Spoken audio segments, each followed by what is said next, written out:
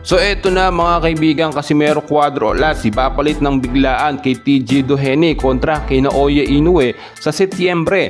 And bago yan kaibigan, please huwag mo nang kalimutan mag-like and subscribe and pahit po ng notification bell, importante yan. Maraming salamat po. Mga kaibigan, marami ang nag-aabang talaga sa magiging laban nga ni Naoya Inoue at TJ Doheny sa Setyembre. Pero dahil nga po sa ating mga nakuhang update na ito ay makakansila, hindi po mag-hesitate or hindi mag-aatubili ang kampo ni Naoya Inoue na ikansila yung kanilang laban kung hindi po makapasok o hindi maipasok ni TJ Doheny ang kanyang timbang sa 122 pound division. Sa kabilang banda, agad naman itong ginawa ng paraan ng kampo ni Inoue at nang humahawak po ng boxing sa Japan. Siyempre mega fight yan, yung iba nakapusta na, may nakapag-sponsor na rin po, ay ginagawa nila ito.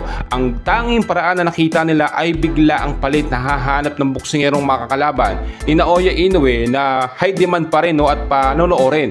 Well, dahil nga po nakaabang ang ating pambato Casimero Cuadro Alas, ay agad-agad po itong inaprubahan.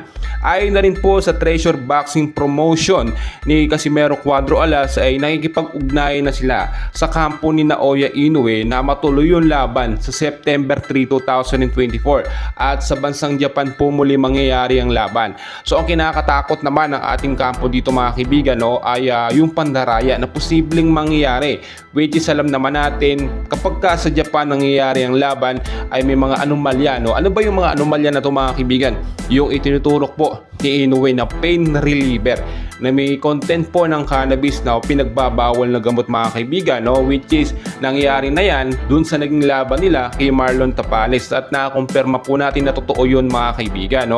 Well, sa side naman po ni Casimero Cuadro Alas, wala na siyang pakialam kung anong iturok ni Naoya Inoue. Basta ang gusto lamang ni Casimero ay makaharap o mabigyan ng unang talo, kauna-unahang talo itong si Naoya Inoue bago umakyat ng division mga kaibigan. Napag-uusapan natin yan, nabibitawan niya yung mga titulo niya dito sa bantamweight division mga kaibigan at aangat siya ng featherweight. Pero bago yun, kinakailangan niya munang lumaban sa ilang mga boksingero ngayong taon.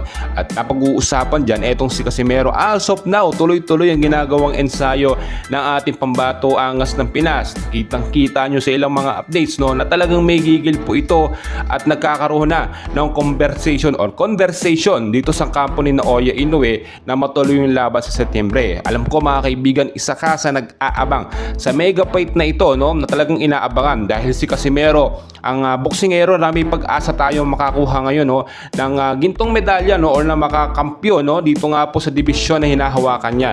Alam naman natin wala tayong pambato mga kaibigan sa Olympics pero kapag ka nagtuloy-tuloy ang magandang karera ito nga po si Casimero at matalo niya itong si Naoya Inoue, malaki ang tsansa sa mga susunod na pagkakataon ay mas makikilala na ang boksingerong Pinoy. Well mga kaibigan, patuloy ko kayong i-update. Please huwag kalimutan mag-like and subscribe.